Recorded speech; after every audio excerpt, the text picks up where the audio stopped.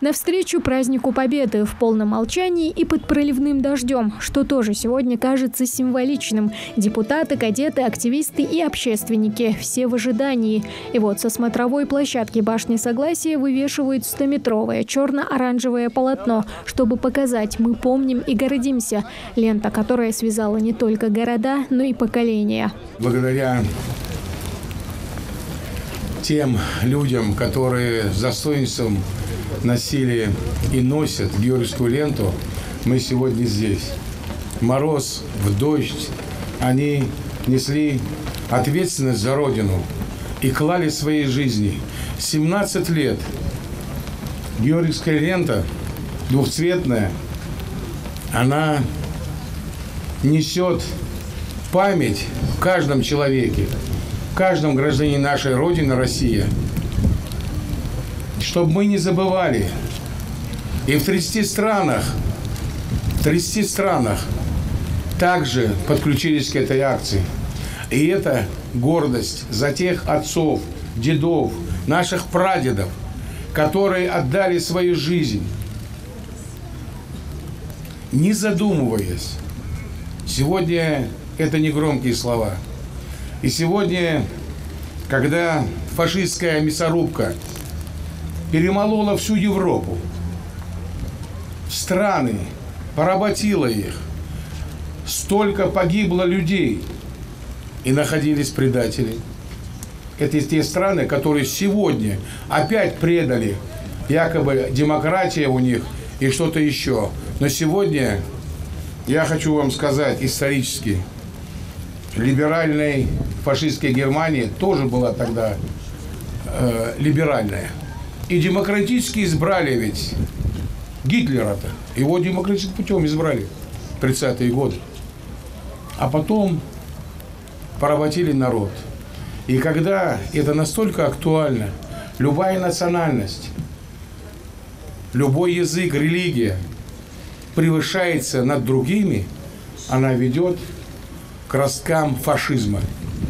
Мы под Богом едины. Мы под Всевышним едины.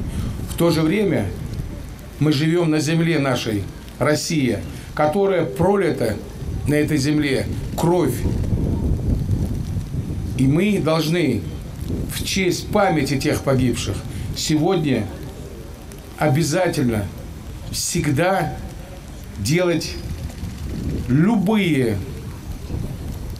добрые дела, чтобы отплатить им, если мы сможем. Мы не сможем этого сделать. Но память, если у нас будет, мы будем с ними постоянно. Они будут знать это.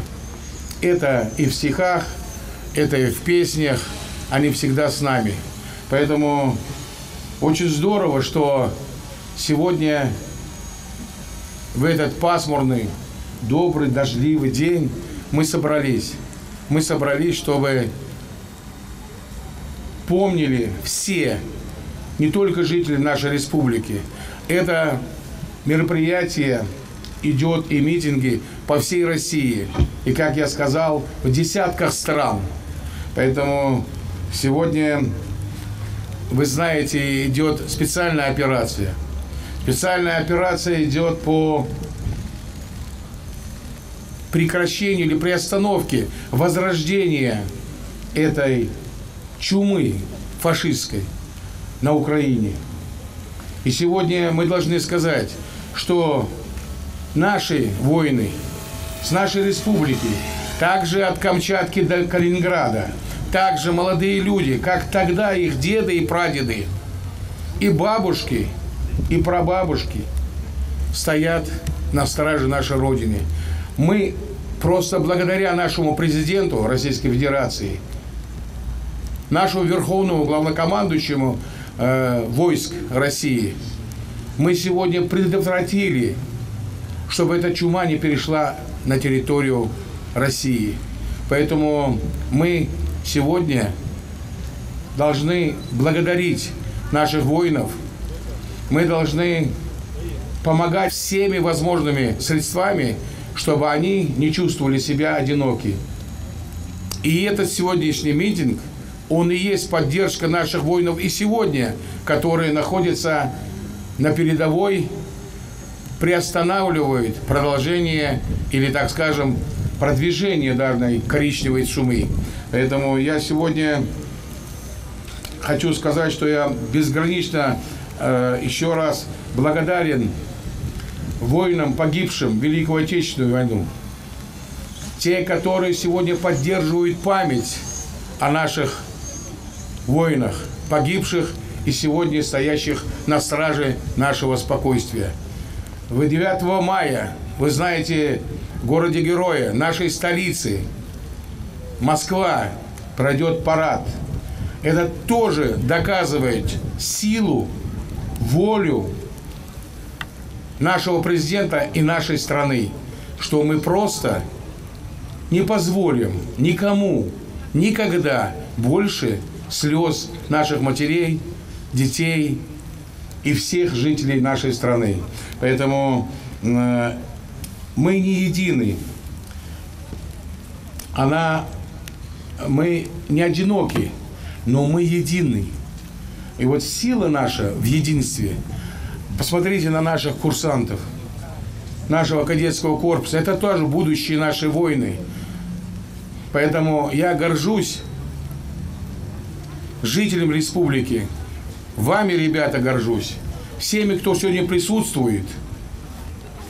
Потому что мы везде, каждый этап отстаивали свою правду.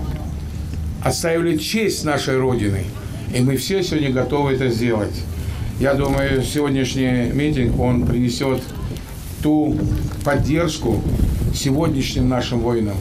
И вообще, чтобы никогда в жизни не иссякало сердце нашего, из нашего разума ответственность наша перед Родиной, перед Россией. От Владивостока до Калининграда символы победы в Великой Отечественной войне с благодарностью носят в области сердца. Такое вот спасибо всем, кто ковал Великую Победу. 100-метровое полотно теперь украшает башню Согласия по инициативе депутата Госдумы Бекхана Барахоева. 9 мая 1945 году была учреждена медаль за победу над Германией в Великой Отечественной войне. Этой медалью с символом Георгиевской ленты награждены около 15 миллионов человек.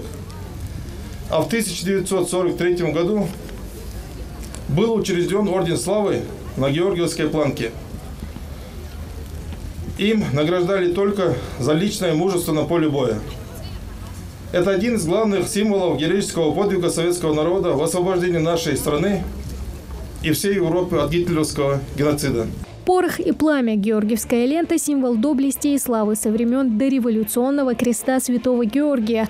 Она же украсила и советские награды – Орден Славы и медаль за победу над Германией в Великой Отечественной войне. 3 черные и 2 оранжевые полоски, за которыми миллионы жизней и, наверное, столько же подвигов. Впервые акция «Георгиевская ленточка» прошла в 2005 году. С тех пор повязывать ленту и украшать ее площади и дома накануне 9 мая – это уже добрая традиция. Мы должны чтить память, мы должны уважать, мы должны помнить и тех, которые сегодня борются с нацизмом, побеждая, значит, нацизм.